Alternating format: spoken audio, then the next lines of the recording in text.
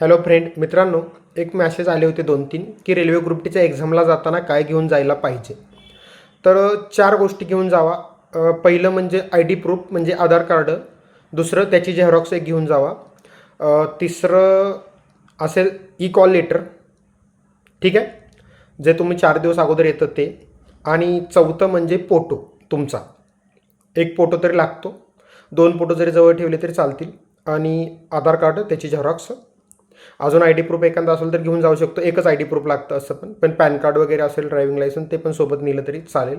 बाकी pen, pages, तुम्हाला बाहेर काय करायचं असेल कॅल्क्युलेशन, काय अभ्यास करताना वगैरे रफ तर घेऊ शकता. एक्झामच्या बाहेर, एक्झाममध्ये अलाउड नाही. तिथंच तुम्हाला पेज पण दिलं जाईल, पेन पण दिलं जाईल रफ वर्क करण्यासाठी एक्झाममध्ये. आणि येताना ते काढून पण घेतलं जाईल, ठीक आहे. त्यामुळे ते घेऊन जायची गरज नाही. पाणी बॉटल वगैरे अलाउड करतील असं वाटत नाही. बाकी सोन्याचं काय वगैरे असेल तर ते घालून जाऊ नका, कारण तिथं ते काढायला लावतात. परत ते कुठं ठेवायचं हा मोठा प्रश्न पडतो तुम्हाला. त्यामुळं ह्या पण गोष्टी घेऊन जाऊ नका शक्यतो, सोन्याच्या तरी. कारण ते काढायला लावता, मग ते बॅगेत ठेवलं, चोरीला गेलं, कुठं गेलं तर त्या खूप मोठ्या गोष्टी असतात. सोनं एकतर खूप महागलं आहे आता, ठीक आहे.